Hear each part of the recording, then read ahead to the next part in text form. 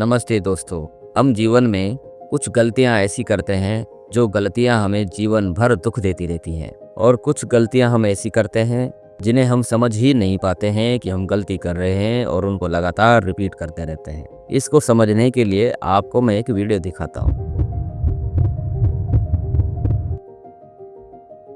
आपने देखा एक वीडियो में, ये वीडियो एआई जनरेटेड थी।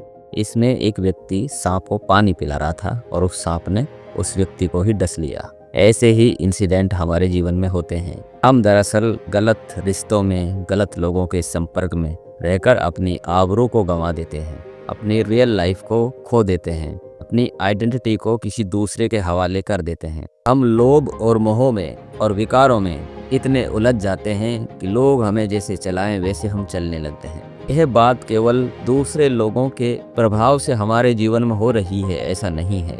हम स्वयं के विचार भी उस सर्प की तरह हैं जो विचार हमें लगातार डस रहे हैं, विचार हमें लगातार उस जहरीले विष से प्रभावित कर रहे हैं, पर हम अपने उन विचारों को बदल नहीं पा रहे हैं और लगातार एक सर्प के जहर के समान जीवन जी रहे हैं। तनाव में, गुस्से में, क्रोध में, फुट में, छल में, कपट में, आलस में, नकारात्मक प्रवृत्तियों में, नशे में, चोरी में, चुगली में, ईर्ष्या में। ये हमारे मन के विकार हैं, मन के सर्प हैं जो किसको डस रहा है? हमारे ही जीवन को डस रहा है। हमारा ही जीवन लगातार हमारे ही द्वारा, हमारे ही विचारों से नष्ट हो रहा है। तो इसमें दो फैक्टर हैं। एक तो हमें इतना अलर्ट रहना चाहिए कि जहां ऐसे रिश्ते, नाते, व्यक्ति, संपर्क हैं जो सांप के समान डस रहे हैं और उस विष से आपके जीवन को तबाह कर रहे हैं, उनसे सावधान रहें। दूसरे, हमारे स्वयं के विचार भी ऐसे हों जो हमें प्रोग्रेस होने से रोक रहे हैं, हमें आगे बढ़ने से रोक रहे हैं। उन विचारों को हमें समाप्त कर देना चाहिए, अर्थात ऐसे विषीले सर्प को मार देना ही बेहतर है बजाय उसे पानी पिलाने के।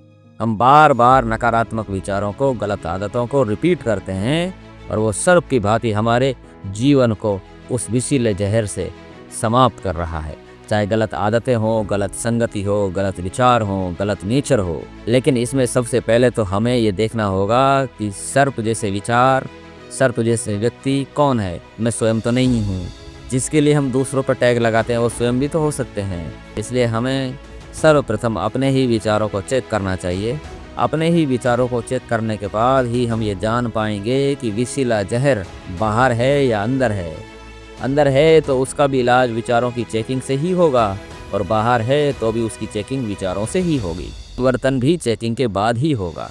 परिवर्तन करना महानता है, और उस आदत को, उस व्यक्ति को झेलते रहना क्या है? विषीला जहर है जिसे हम पूरे जीवन भोगते रहते हैं, गरीबी के रूप में, ली के रूप में, मनी के रूप में, और हम दूसरों को दोष देते रहते हैं। दोस्तों, परमात्मा ने हमें बुद्धि दी है, आंखें दी हैं, समझदारी दी है। उस जहर से बचें और जीवन को श्रेष्ठ बनाने के लिए आगे अग्रसर हों।